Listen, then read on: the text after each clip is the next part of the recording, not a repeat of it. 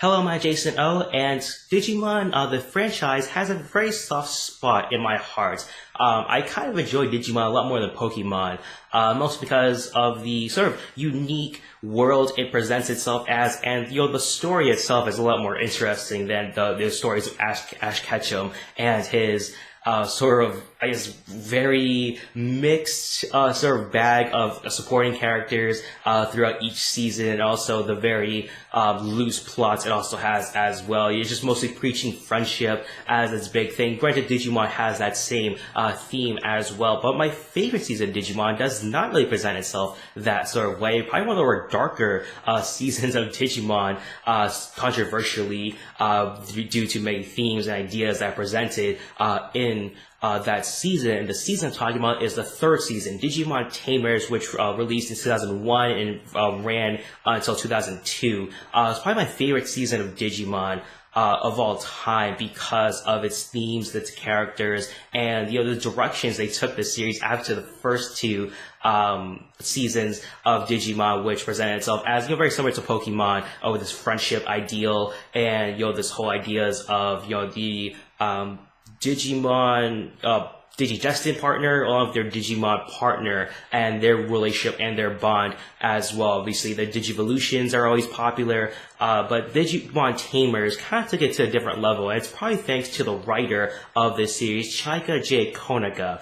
He's also written Magic Users Club and Serial Experiments Lane. It's like, he probably gives you an idea of the kind of tone they're going for Digimon Tamers, and it kind of goes into the background, the production of the series. He wanted to make it at least a little more unique than the first two iterations of Digimon, where he wanted to venture away from the cute, kind-hearted nature of Digimon and wanted to look at the sort of darker side of it. These Digimon are kind of feral animals in some sort of ways, similar to Pokemon as well, where you have these wild Pokemon going on dangerous routes, endangering humans as well, and so Digimon can be presented in that way as well. That's sort of what we see in at least the main characters, well, at least one of the main characters in Takato and Guillemon's relationship. Guillemon especially is presented as this very cute animal, but he has this darker side, this very feral side of him as well. Marking out the rest of the Digidestined cast is Rika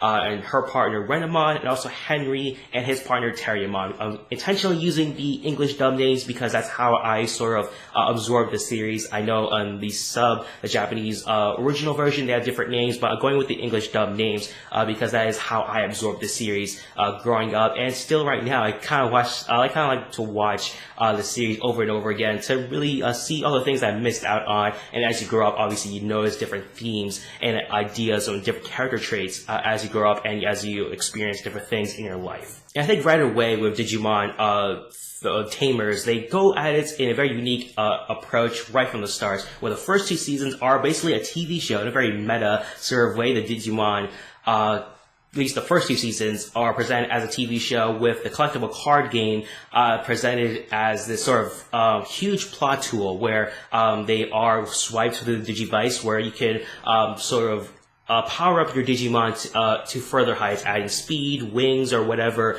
that is available to them. Rika uses that a lot, and she is very much a champion of the game itself. And so, I guess from a marketing perspective, I'm not sure how well they actually did in selling the Digimon card game. I know I played it a bit, but not a lot of people around me played it, and so I'm not really sure how successful that strategy was. But for a story perspective, it was very interesting. For a marketing perspective, I'm not sure about that.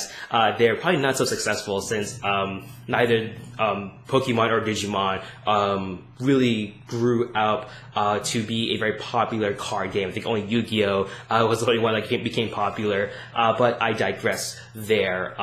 From the get-go, that was a very interesting perspective to go through, and so another interesting perspective is what the writer Konica really wants to go with, where the main characters being more responsible to give a better message to children of the modern age. They are more responsible in terms of their adventures, of being very cognizant of their consequences that would happen if the Digimon were to be exposed to humanity, and also when they go to the digital world and bring on their friends, and Henry brings a sister as well. be responsible in that perspective there, and really understanding the consequences of their actions. And I think that was really exemplified through the main characters of their growth and character development as we experience all the things that they're experiencing throughout the whole entire series. And of course, one of the controversial aspects of Digimon Tamers is the sort of Lovecraftian nature within the last arc, especially with Jerry and her character, where she initially, before they enter the digital world, she's very this upbeat, very perky sort of girl. She's always positive, very annoyingly so, but after the death of her partner in Leomon, which surprisingly enough, they used Leomon as, this sort of victim. When we see Leomon die before in other iterations, but in this sort of sense, it added a lot more because of the tone they established right away, presenting Digimon as this sort of abstract sort of thing, like they are just digital code. They're not really living beings, and obviously the perspective of Rika, who had that perspective, grows even more as her relationship with Rendermon grows. But for Jerry, that character, to go to this deep despair, again, for a Lovecraftian tone that they're going with, is very ambitious and also very strange for a kid show to go through. I think it really worked out very well. But that's just me anyway, since I've grown up with the series and rewatched it every time to notice these little things that they're going through, especially Jerry, her troubled childhood, her despair of losing a friend. And obviously that is a relatable sort of sense, losing a loved one like that in that sort of way. But to have a character go through that in a kid's show is very interesting. But for Jerry's reaction, for that despair going on in the digital world, and the end with the D-Reaper, that big bad that they're going through, this horror of conglomerates, very similar to the Never-Ending Story with the Nothing. It's very similar in that sort of way, especially with the Never-Ending Story being a much more darker, I would say, kids movie. And so I think they're going with that similar perspective here of Digimon Tamers. I think it works out very well and really adds a lot of depth and dimension to the Digimon franchise, which, I'm surprised they didn't really go for even more. Digimon Tamers didn't really pop up as I probably would have expected it to, I guess, looking back on it. But I guess it was very weird and very ambitious for the time, maybe too ahead of their time in the early 2000s, since we're now seeing a reboot of sorts, sort of a pseudo-reboot sequel of Digimon Adventure Tri, the sort of unofficial third season of the original Digidestin. So I guess Digimon Tamers, they didn't really make another appearance until Digimon Fusion, when they did that sort of crossover episode. But other than that, Digimon Tamers hasn't really been resurrected in any other sort of sense. I'd be pretty interested to see if they were to do a season 2. The ending kind of leaves it open-ended enough to where there could be a season 2, but also to where you can kind of leave it as it is, since it is a pretty decent ending for the arcs the characters went through and the character development that we saw, especially with one of the better character developed characters in Itmon and / Beelzemon. He goes through a lot of character development with his hatred towards humans and really exploring this relationship that Digimon do have with their human partners, that they're not tools, they're actually human beings, or at least living beings with conscious thoughts and ideas, and instead of being tools and pets to these humans that he was treated as before, but seeing that growth along with Jerry as well, their bonds are very much linked together. It's very interesting to see that character growth for that Digimon there, and also for Rika, one of my favorite characters as well, seeing her growth be more, I guess, sort of kind-hearted, but also keeping her edge as well. So again, the character development for Digimon Tamers is much more stronger, I would say, than the original Digimon Adventure series, the first season and the second season as well. But I guess those series offered more fun and enjoyment, and also a lot more, I guess, crazy Digivolutions, but also the Biomerge is also a pretty cool invention for the Digimon franchise as well.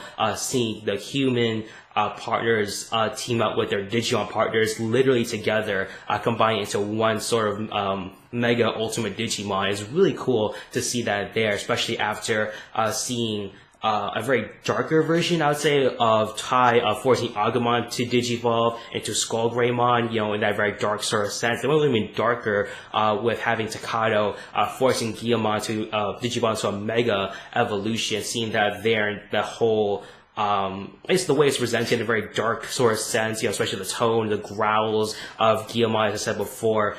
He is presented as a sort of feral creature at times as well, and so we really saw that coming to full, especially with Takado's sort of despair, his sort of lust and thirst for revenge after the death of Leomon. And so it's very interesting to see all of that with Digimon Tamers presented in this sort of early 2000s kids show. And so that's my sort of ramblings on for Digimon Tamers. I really enjoy this series. I'm not really sure how big the fan base actually is for Digimon in general, or Digimon Tamers, especially now, because I'm not really that familiar with how Digimon Adventure Tri really brought back the sort of nostalgia for Digimon. But I at least know that the first season is the most beloved. But for me, Digimon Tamers is my favorite Digimon season for the whole entire franchise, because of Konaga's writing with his very interesting take on the series, taking more ambitious and much more different perspectives on the characters and the characters themselves, the growth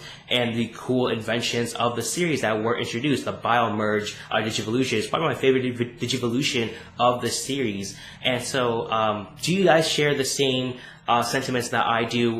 Is Digimon Tamers your favorite Digimon season? What is your favorite season of Digimon of all time? Put your thoughts on all that in the comment section down below. Also, make sure to like, share, and subscribe as well. And when you subscribe, make sure to hit that notification bell so you get notified when I post videos on this channel. Thank you for watching my discussion video of why Digimon Tamers is my favorite season of Digimon. Hope you have a nice day. Bye bye.